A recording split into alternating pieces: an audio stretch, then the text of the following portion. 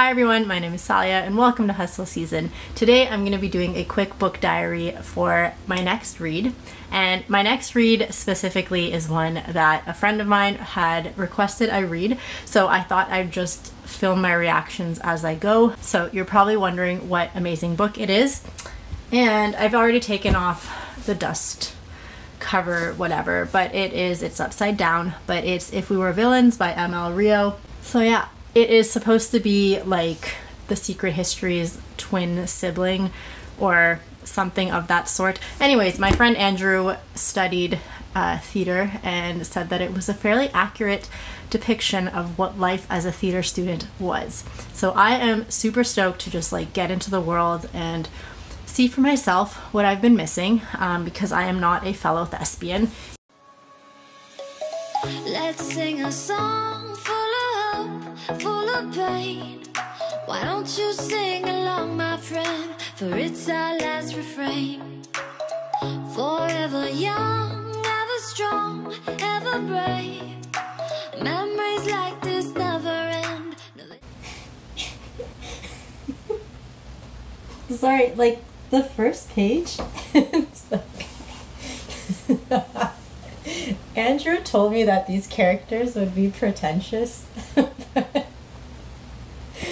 One of them says, "So why are you here?" I ask. "Same fortnightly reason?" And then his eyebrows make a flat black line. "You would say fucking fortnight."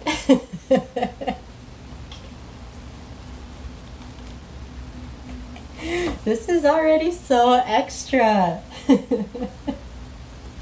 You would say fucking fortnight. Okay, I will say though, I like that they talk to each other in verse. Sorry, I should just like read the book and not tell you, but it's like, "Well," I say, "well what?" "The gallows does well, but how does it well? It does well to do, no, it does well to those that do ill." And I'm sure that's some sort of like play that all thespians know that I just don't know, but I'm already obsessed with this book. It's so funny.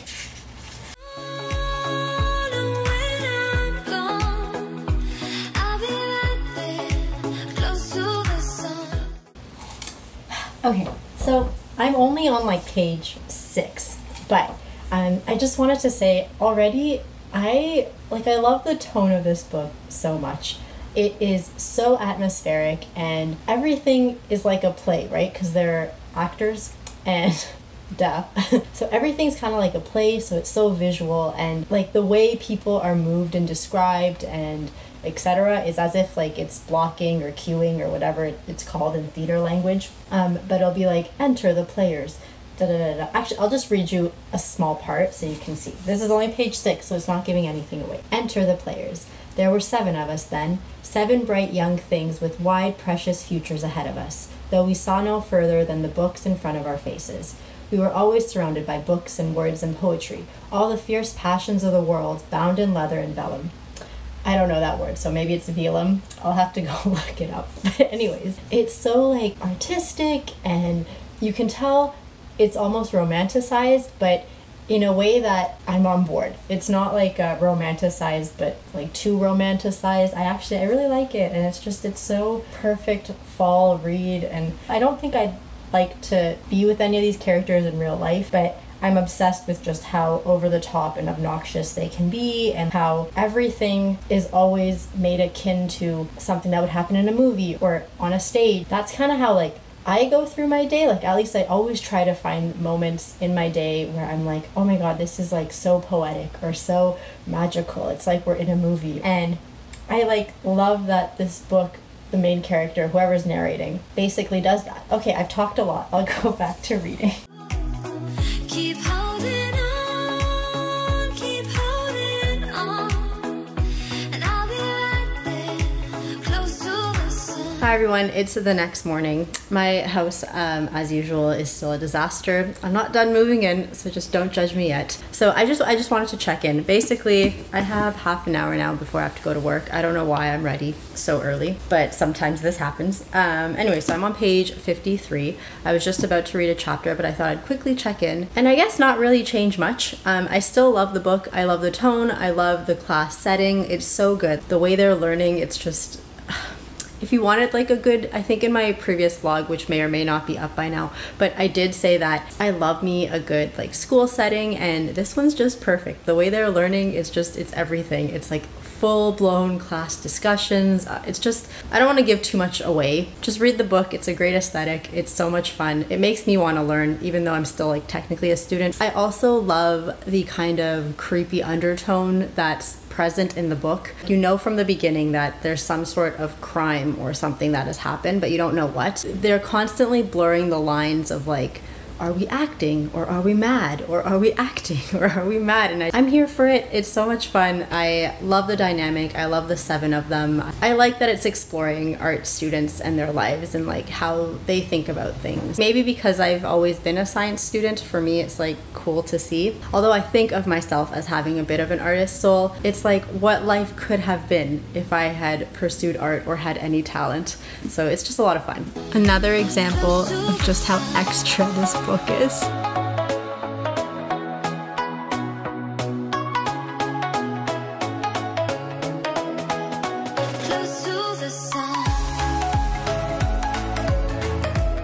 Don't know yet that I love the characters, but I definitely love the interactions between the characters.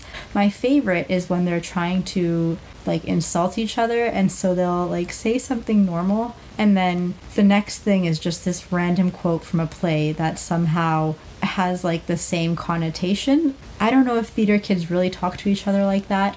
I kind of hope they do. It's like their own form of slang. I wish I knew enough plays and lines from plays to be able to do it every once in a while. The only one that I know is A Plague on Both Your Houses, which is obviously somewhere in the beginning of this one, but I am going to try to find a situation where I can use that, just casually slip it in, and we'll see how that goes. I like wish I didn't have work. And I wish I didn't care so much about actually being able to function at work, because if I was like any younger, I probably would just stay up and read this book. It's just so good. And I'm so upset that I have to stop it to go to bed right now, to be honest. So, okay, good night. Hello. I'm post-call, so... but I don't want to sleep yet, so I'm just gonna read. So I am about halfway through the book. Do we think I can finish it today? I really hope so. I'm not actually planning to do anything else. I probably should have showered. This is really hard to do with one hand. I probably should have showered, but I figured I don't want to do any work today, and showering is work. So I'm gonna focus on the fun things, and then I promise I'll shower before work tomorrow. My wallet for some monies. Also, not that you care, one of the nurses on one of the floors that I work on, it was her last day, so they invited me to like eat all the cake with them, which was great. And then one of the med students I'm working with, one of the med students I'm also working with, she bought me 2 lamingtons from Montreal because I told her I love lamingtons. Oh no, wait, I'm gonna put you down for a second. Okay. My bag's packed. I'm ready to go. This is my bag from the Strand because, you know, all the booktubers do it, so I fell for it too. Oh, let me show you. These are my cute pumpkins that I bought. Look at this two-tone. I'm obsessed with this one, even though her thingy's broken. Ta-da! I know they look weird and you can't tell how cool they are, but lamingtons are like this awesome Australian treat. It's also a great rainy, depressing day. Ow, I don't know if you can tell, but the sidewalks are wet.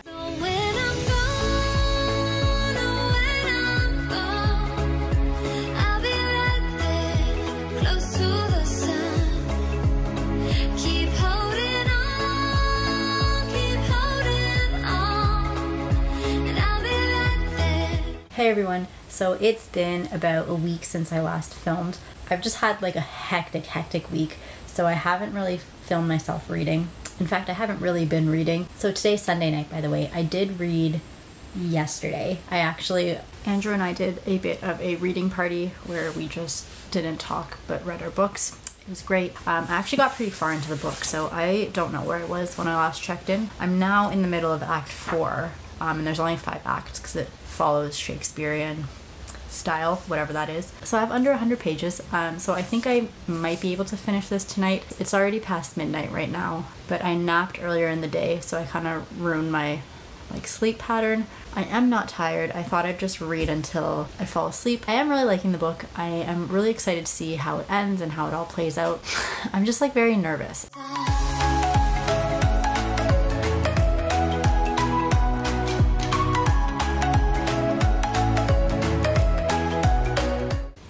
I'm so confused. I just finished Act 4 and I can't tell if Oliver is, oh my god, what are they called? An unreliable narrator, and low-key he killed Richard and that's like what's bothering him, or if we even find out who killed Richard, if somebody killed Richard.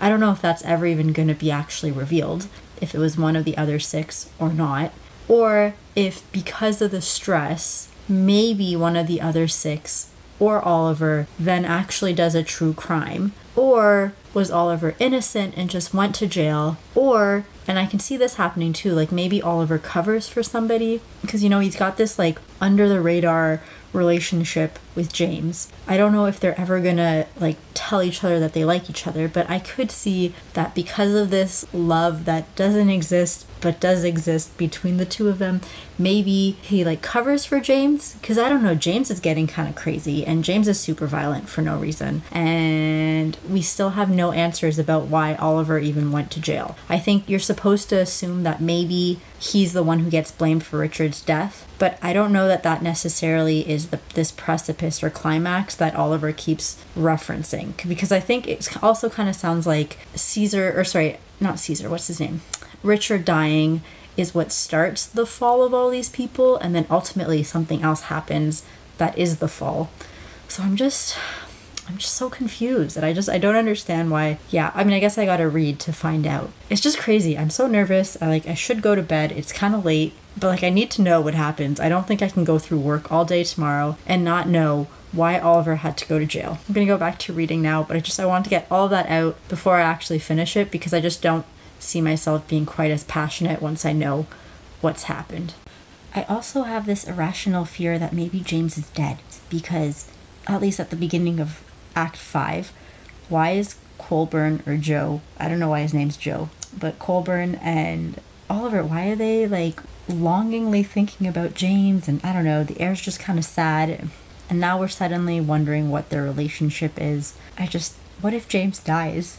I just don't want to be sad when I finish this book, but I can't not finish it because I'm like need to know what happens, and I just don't know. Do I hold off or do I finish? Do I hold off? How much can I take on a Sunday night? If Meredith killed Richard, I will be so upset. If I find out that Oliver is just covering for Meredith, I'm telling you right now, Andrew, I will not like this book. Not even a little bit. I think that's such a... I really hope that's not what she was waiting to tell him, because I just won't be happy if that's the case. I already am like kind of iffy about Meredith and her as a character, and I'm okay if Oliver is sacrificing himself for James. I am not okay if Oliver is sacrificing himself for Meredith. So now we're kind of like leaning towards James after this one scene, or it's getting you to consider whether or not James could have killed him. I think obviously James has motive because he was the first guy to get drowned, and then James plays Macbeth, so like his hands should be bloodied. I kind of get that. I feel like the real moral of this story is that drama kids should not be drinking. What if the real twist is that James isn't gay the way we think he is, but that he's actually obsessively obsessed? Is that how you say that? But what if he's obsessed with Meredith, and that's why he's going around killing these people, and next thing you know he might be killing our main guy Oliver because now he's sleeping with Meredith, and this whole time we thought that James and Oliver were friends, but actually James is just obsessed with Meredith. I don't know how I'd feel about that, but that's another possibility I've entertained. What the fuck? Why is this book suddenly terrifying? I'm at the part where Oliver goes to clean his room because he just saw Richard's room and he's freaking out. Anyways, it turns out that James's mattress just like has this huge gash in it, and now Oliver has put his hand in and something hard is gonna come out. I'm just like so worried. Like, did we see the full body? Do we know that Richard all his limbs were in place, or like is Oliver just gonna yank out a leg or something, you know? Because I don't think we were ever told if Richard's body was fully there. Like, I don't know if the coroners came and took it, or if James went back into the pool and like grabbed Richard's head and that's just been sitting in the bed there. So it's an anchor. Oh my god, Andrew, I got shivers. And now I gotta go turn the lights off in my house and I'm terrified. Oh my god. This is so scary. I just like need you to keep me company. Holy crap. I still don't know if I fully buy it. Like, I don't know that this means 100% that James killed him necessarily, or that James is covering for somebody. This view of my cracked door that I'm trying to read is just terrifying. Every time I look up, I don't know why, I think my dirty laundry that I've just shoved there to go wash makes me think of a human. So it has been a month since I finished the book, but I did want to finally wrap it up. So let's just get into it. I will start with what I did like about the book, and then what I didn't like about the book, and then maybe like a really quick which did I like better, because I feel like everybody compares If We Were Villains to The Secret History, and while I was reading it, it was impossible not to make the connection. So we'll do a quick discussion of that at the end as well. So, things that I liked. I absolutely loved the atmosphere. I think that of all the things about this book, that'll probably be the one that stays with me the most. Just that feeling of being at this like elite theater school that only does Shakespeare, and that like all the kids are so pretentious and they all are so into their theaterness and they have no regrets, they're not embarrassed by it, they all speak to each other like in quotations from Shakespearean plays. I think that as an aesthetic and a mood is just so fun, and that'll probably be the thing I take away the most from this book. Now obviously I kind of wish that it wasn't just Shakespeare. I think it would have been cooler if they did all sorts of plays, but you know, it is what it is, and I'm sure that at some point maybe we will get that story of the international drama kids. But I also think that if you have any sort of appreciation for Shakespeare and Shakespearean plays, that you'll definitely like this a lot more. I know having studied even just a handful of these plays in high school like helped me like the book more. I don't think it'll hinder you reading it if you haven't read Shakespeare and don't know like Julius Caesar or Macbeth or whatever.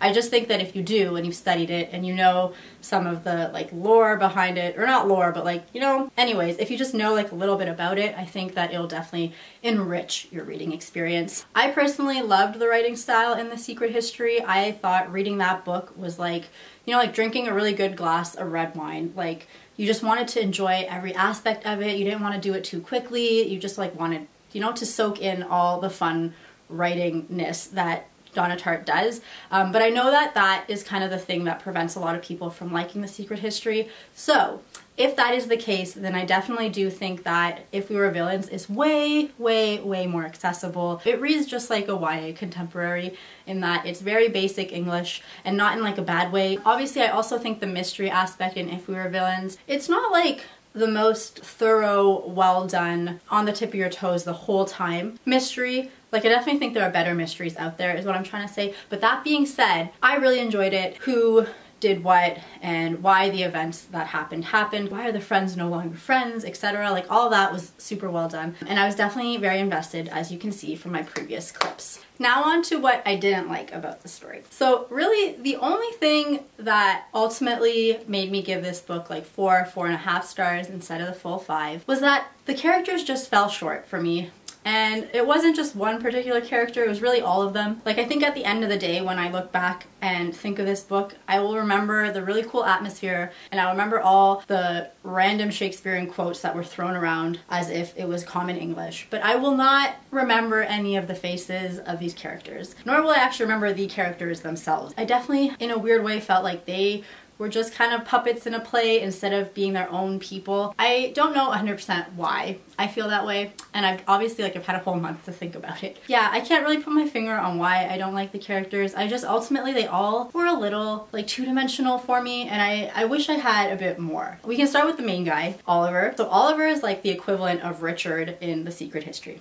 And both of these people are like the most passive, no opinions on anything characters, and just like life happens to them. Like they are not actively doing anything to like move the scene forward. They are literally just like standing there and life happens to them. Why do I have to read the story from your point of view when it adds like absolutely nothing? Like I could just read this book in all third person and figure it out for myself. You're not adding any context or nuance to how I see this. It frustrates me. And also, like in real life, these type of people, like how do you expect me to believe that anything interesting is happening to them? They all go and get involved in these like super intricate, really cool friend groups, and I'm just like, how? You know, like unless you're super, super hot and people constantly seek you out, you cannot be that passive and expect me to believe that all these cool things are happening to you. It just doesn't really make sense, and I personally like don't like that type of character at all, unless like you're gonna show me some interesting character growth, which like maybe Oliver had a little bit. I definitely do think the 10 years in the future Oliver was more interesting than the 10 years in the past Oliver. That might just be a me thing. I think some people might not mind that type of character, but for me it just you add nothing. All the other characters too. So then Richard is like our big bad in the book, and he's kind of the same as like Henry in The Secret History again. So I think in both cases they're supposed to be this character who are usually kind of the alpha male, and as soon as somebody starts like stepping in on their territory and maybe being a bit better at them in some shape or form, then they go a bit berserk and they start this like descent into madness as they pursue whatever it is they think that they need to be like really great at. Anyways, so for Richard, he just like wanted to always be the male lead and just wants to be like this amazing actor, whatever, like have the hottest girlfriend, etc. And as soon as I think it was James got Macbeth, he like literally just flips a shit. He literally just like flips a switch, and there's just like nothing. Like there's no descent into madness. There's no us seeing him struggle to try to cope but can't. It's literally like he's okay, and then the next day he's trying to drown people. He's like throwing people off the stage. He's like physically abusing his girlfriend. How am I supposed to feel any sympathy for you? I definitely think the story would have been so much more interesting if Richard was a likable character who just like couldn't cope, and ultimately is it hubris? Ultimately his fatal flaw was that, you know, he just like wanted to be a good actor and like couldn't not be the center of attention. I think that would have been a much more compelling story. Like if we saw Richard's motivations and we felt for him and we saw him struggle through not being able to cope, or even if we just saw a slow progression of him slowly becoming this like evil villain, but he literally just out of nowhere became a psychopath and an abusive psychopath, and it left like no room for you to feel any bit of pity for him. You know, I was like totally okay if we want to murder him. Like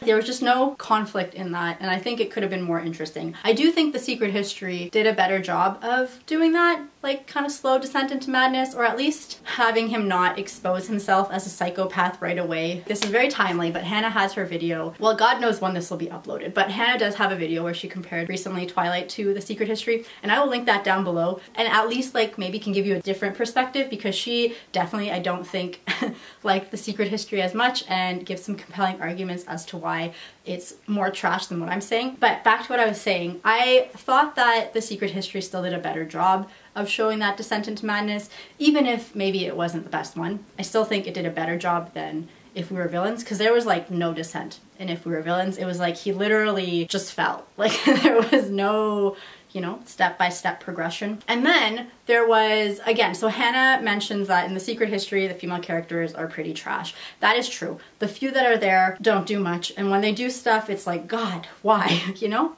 But in If We Were Villains, we definitely have more female characters, and I would say they're like a little bit better, but again, they're all very tropey, and this isn't necessarily the female characters issue. It's just like I felt like the characters in general were all kind of two-dimensional, and so they all fall victim to that as well. Our main girl, she's like the biggest trope ever. She's just really, really hot, and her problems are that she thinks people won't take her seriously because she's so hot, and that, you know, she'll only get these roles because she's attractive. And I'm sure that there is some merit to women not feeling like they're being taken seriously regardless of how they look. Can we get a little bit more from her? Like, aside from the fact that our main character is super smitten because she's super hot. Even a little bit more to her character would have been nice. I guess Ren was kind of cool, maybe. essentially I just really felt like the characters fell flat, but outside of that, I love the story. It was a great setup, great atmosphere, a lot of fun to read. I still recommend the book. I still think you'd enjoy it. It is a fun, easy, quick read,